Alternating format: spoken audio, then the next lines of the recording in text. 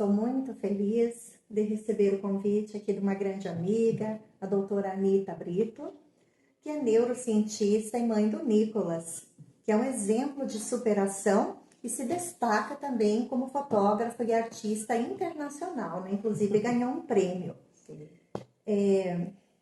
Então, muito obrigada, doutora Anita, pelo convite. Me deixou muito emocionada, né? Uma pessoa assim tão querida, a qual eu admiro muito pela inteligência e também pelo seu coração. A admiração é mútua pelos mesmos motivos. Né?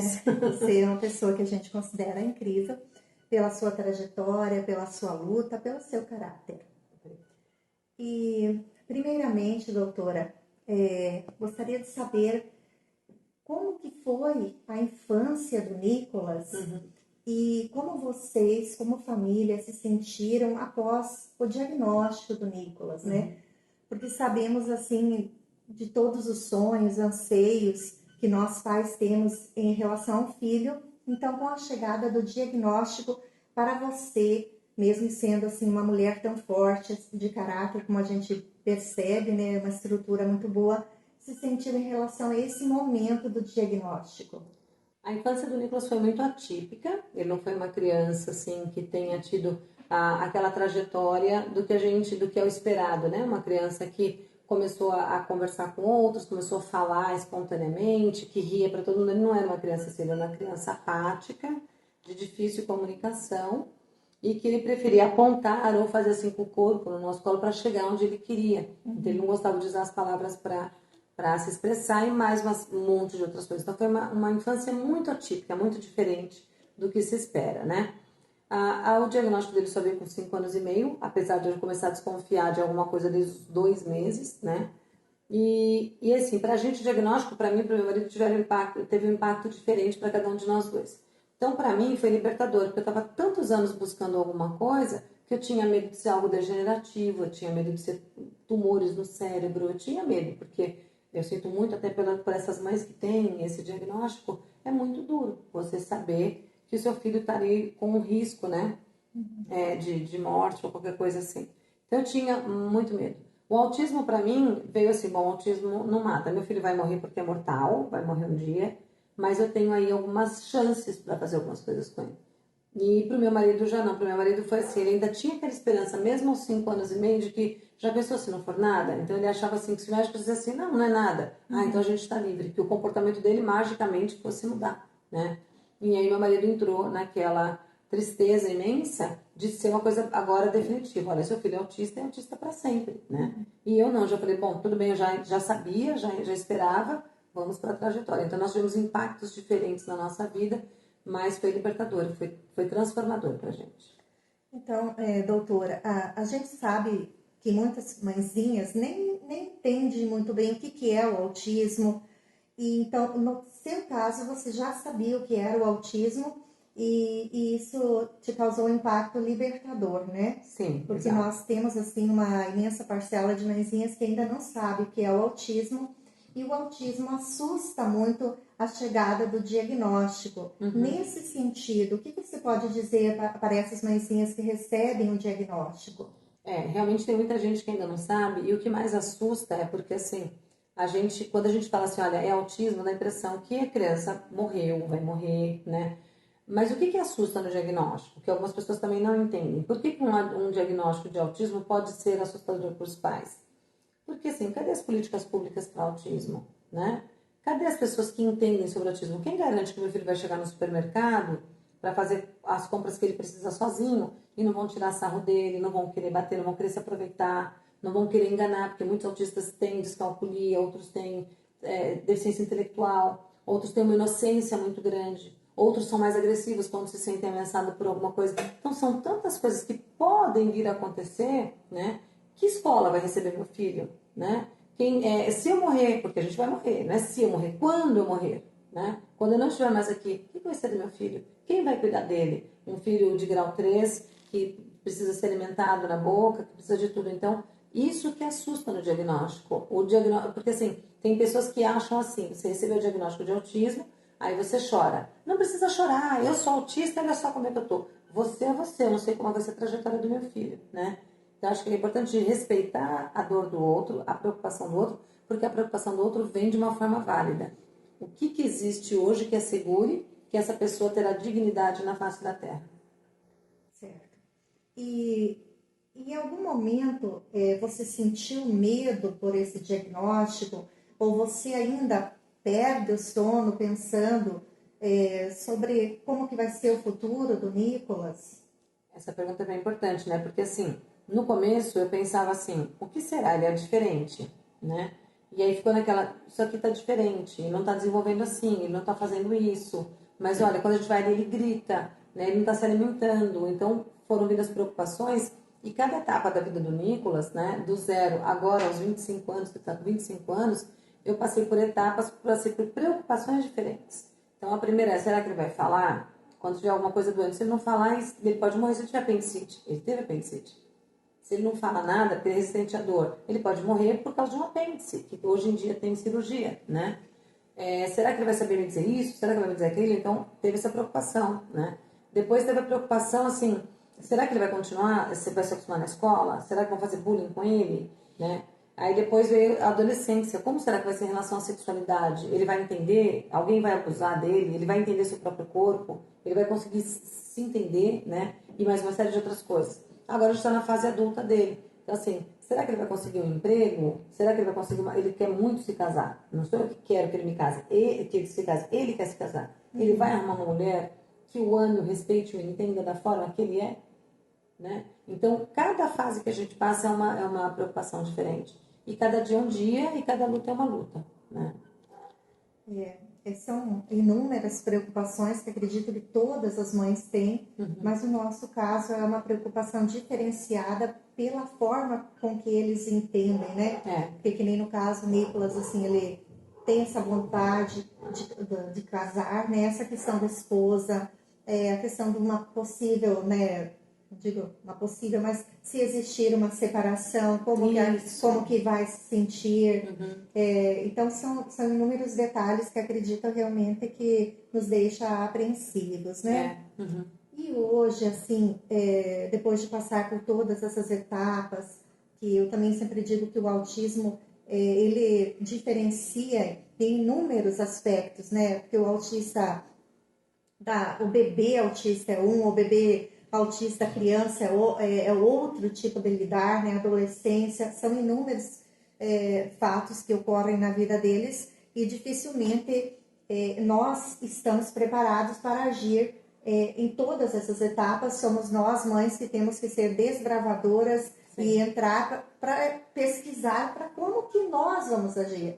Então, eu sempre digo, o poder público, essas políticas públicas, elas têm que criar informações e apoio de suporte para todas essas faixas etárias, inclusive para os familiares, né? Sim.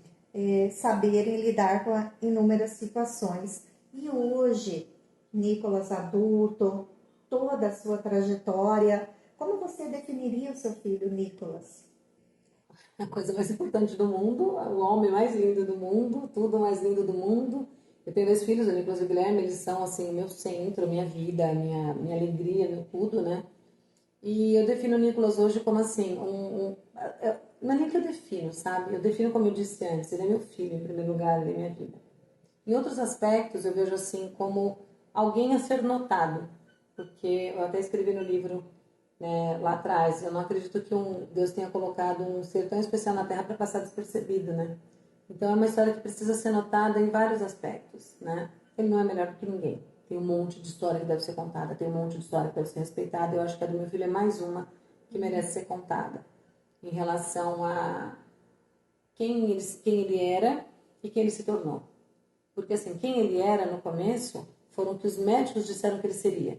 Ele nunca vai te amar, ele nunca vai te dar um beijo, ele nunca vai dizer eu te amo, ele jamais vai ser capaz de frequentar a escola. Ele tem um retardamento muito profundo que ele jamais será capaz de sentir amor. Foram coisas que nós ouvimos lá atrás. Hoje em dia o que eu mais ouço todos os dias é mamãe, eu te amo, mas você tá linda, mas eu não quero que você fique assim. Você tá com dor de cabeça, você quer que eu pegue o seu remédio? Ai, mãe, eu não sabia que você tava aí, desculpa, depois eu vou tomar banho, mãe, você quer usar o banheiro primeiro? Então, todas essas preocupações é o homem que ele se tornou. Então, assim, ele é um ser que nenhum especialista lá atrás colocou fé que um dia ele fosse possível, né, existir.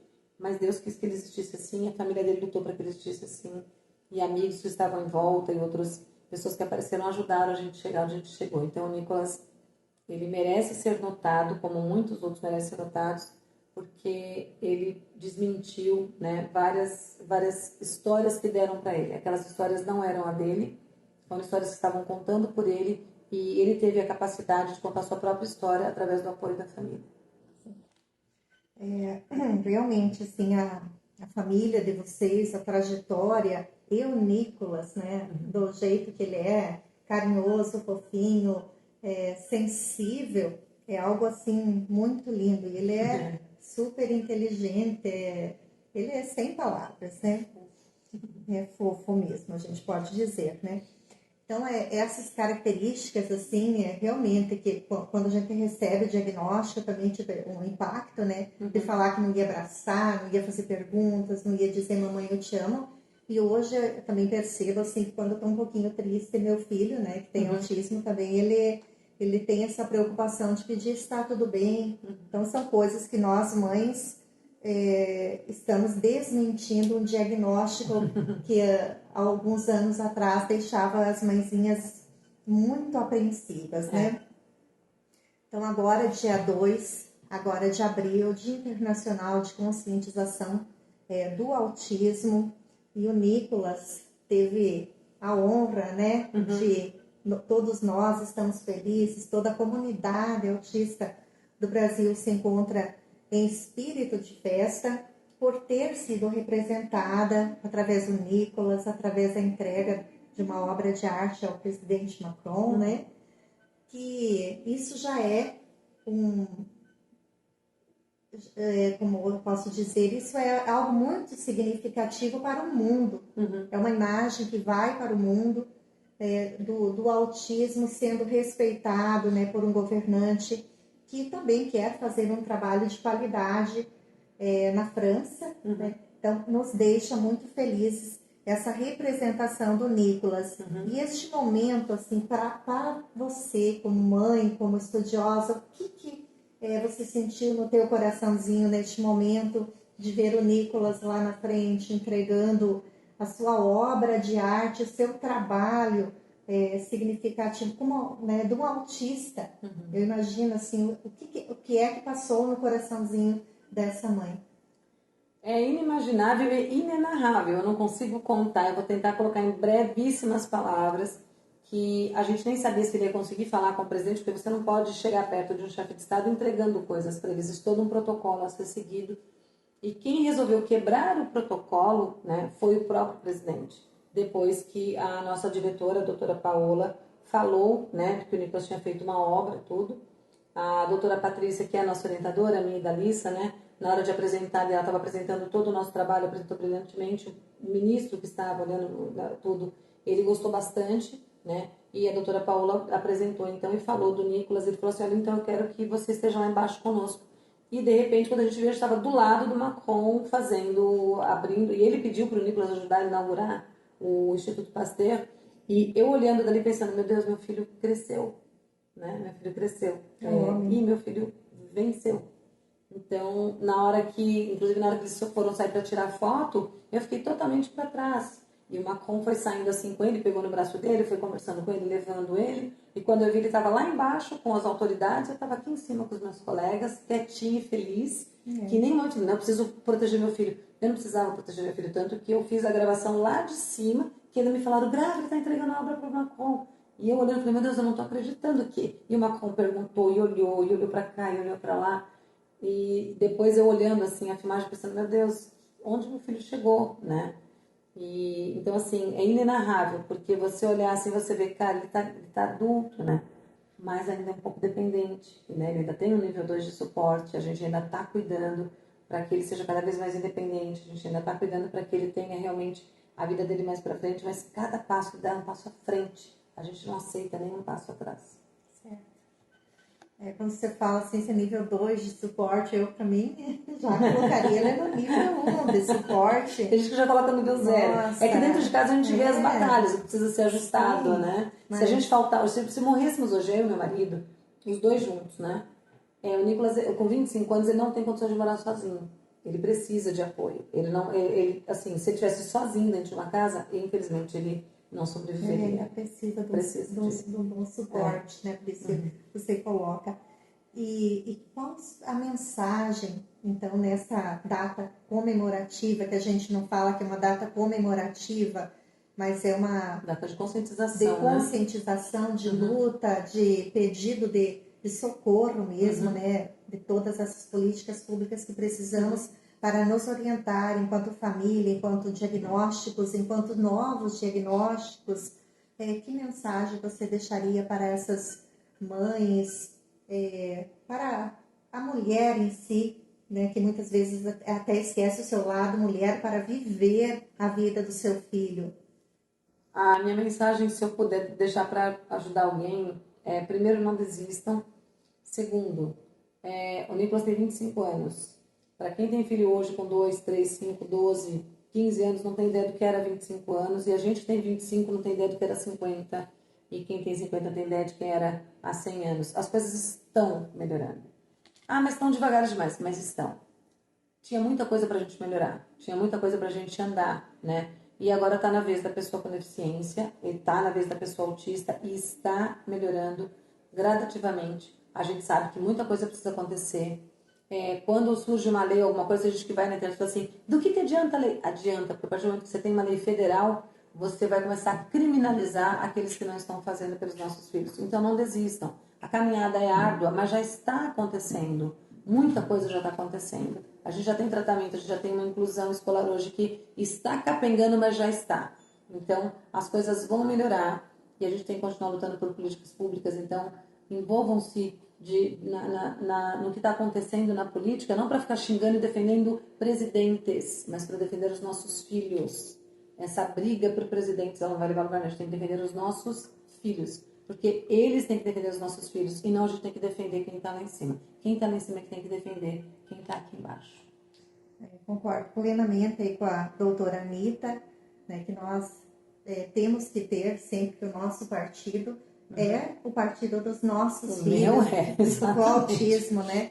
E nunca existir essa briga por presidentes, por partido político. Nós temos que, como mães de autistas, nos unir, porque somente a união entre a comunidade autista que vai trazer a força para defender os nossos direitos.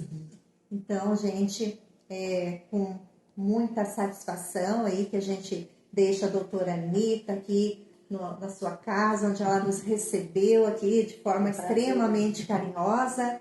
E agradeço assim, imensamente, doutora Anitta, por compartilhar seu conhecimento, sua experiência, o seu carisma com a gente. É isso aí, pessoal.